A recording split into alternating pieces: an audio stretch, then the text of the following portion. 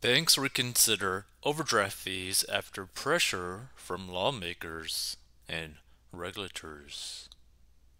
The banking industry appears to have overdone it on overdraft fees after decades of raking in billions of dollars from mostly poor Americans short of cash in their accounts.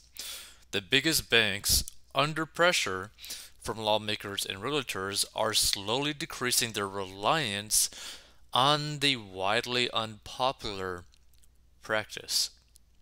So, a number of large banks have taken steps this year that would reduce the amount they take in from overdraft fees, which they charge when customers make payments or withdrawals in excess of their account balance. Capital One, the nation's sixth largest bank, announced last week that it would end all overdraft fees next year. Other banks have made it harder for customers to trigger an overdraft fee. Still, it's unlikely the financial services industry will entirely wean itself off such a cash cow anytime soon.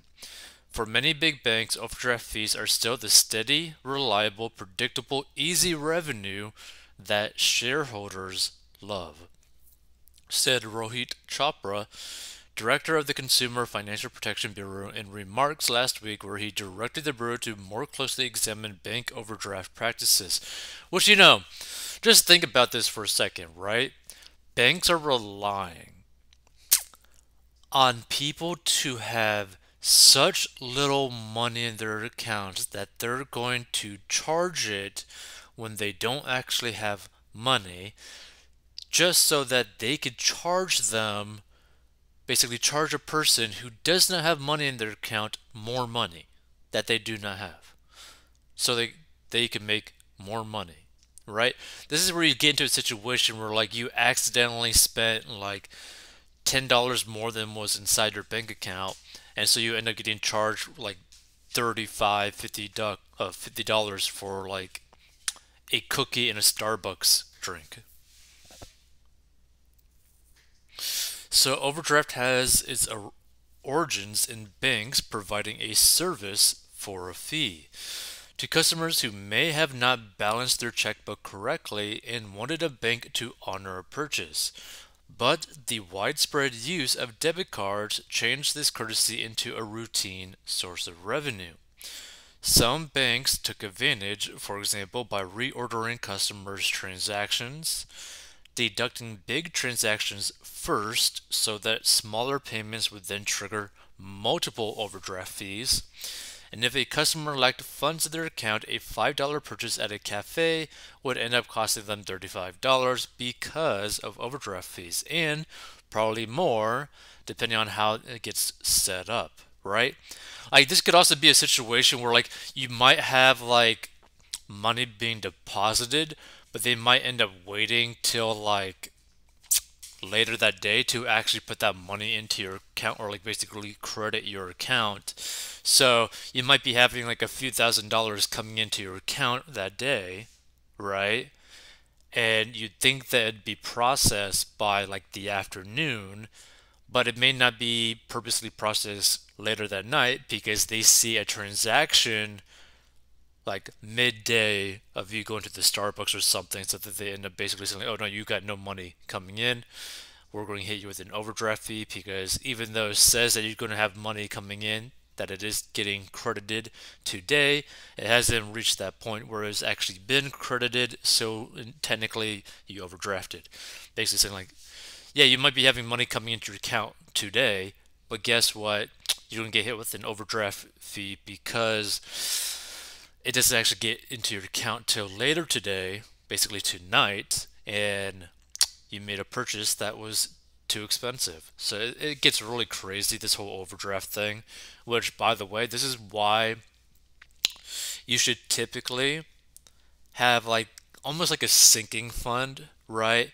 I basically consider this like your super tiny starter emergency fund. Now, this is more so, there's two ways to look at it, right? You technically want to have a starter emergency fund of basically like, I would say $1,000 to $2,000, but this could be like your very first month of like expenses. And for me, I personally use it as like a continuous sinking fund, meaning like I don't necessarily have to care too much about that account because I know how much I pretty much spend every single month and it doesn't really change at all, very consistent. So this amount of money that's inside that account will always be enough no matter what. You never really have to think about it, right? Because it's basically like your first month's emergency fund because I'm debt free, right?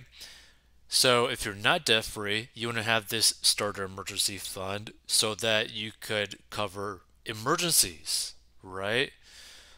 But here's the thing, you never want to get your account so low to the point where this is even a risk, right? And a lot of people just do not pay attention to what's even inside their bank account, right? So I'll tell you a personal story.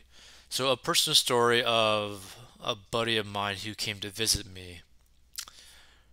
He did not have enough money for gas to get back home. Think about that for a second.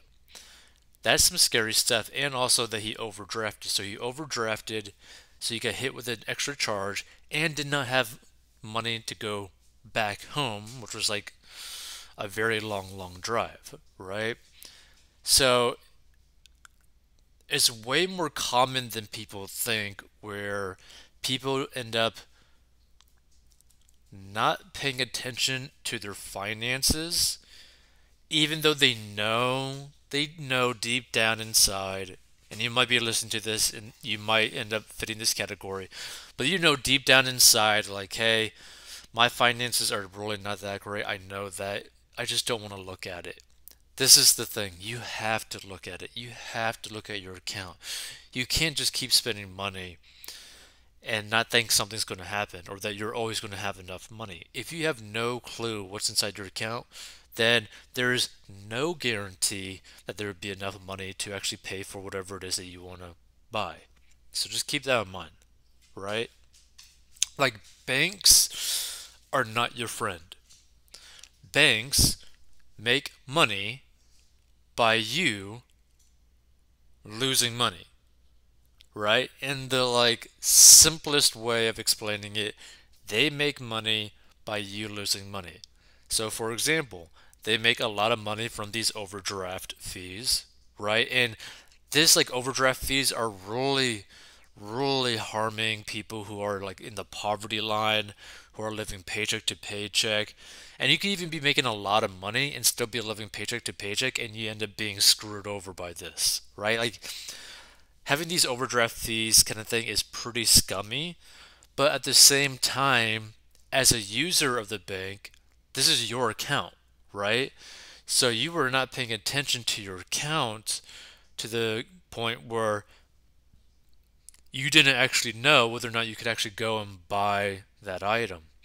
Now, of course, there's always accidents that might happen, or you might end up, maybe overspending your money without really thinking about it. So, for example, how this could be more of like an accident that happens is that, let's say that you ended up, going out with your friends, right, to a party or like to out to eat, right? Let's just say out to eat.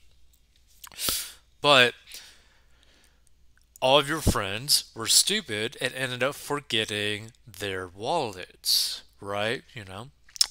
Benefit of the doubt. So they end up forgetting their wallets, meaning you're the only person that has any way of making a payment. Well, what are you going to do? Are you going to pay for everyone so that no one gets in trouble? Or do you end up just doing something potentially illegal? No, you're probably going to end up paying for everyone's meal, right? So instead of originally thinking that you're going to spend like $10 to $20, now you might be spending, like, depending on how many people there are, 50, 100, $200, right? So if you had like $80 in your bank account, right, in your checking account, you're going to get hit with an overdraft fee, right? Or you might be thinking that you have like $500 in your account from what you remember, but you didn't check it for 2 weeks, so really you only have $10 inside your account because you actually filled up the day before and you completely forgot that you filled up the day before and also bought a lottery ticket. So this is something to really think about, right? I mean, people can make mistakes by simply just forgetting, but also people are very bad at managing their money. So you got to be extremely careful with this stuff because the banks are already making money off of you. They're already making money off of the money that you have in their account and giving you basically nothing in return. And they are going to continuously try to increase the lifetime value of you as their customer. So just keep that in mind. By the way, if you want to learn how to get a debt, go to 40inbox.com.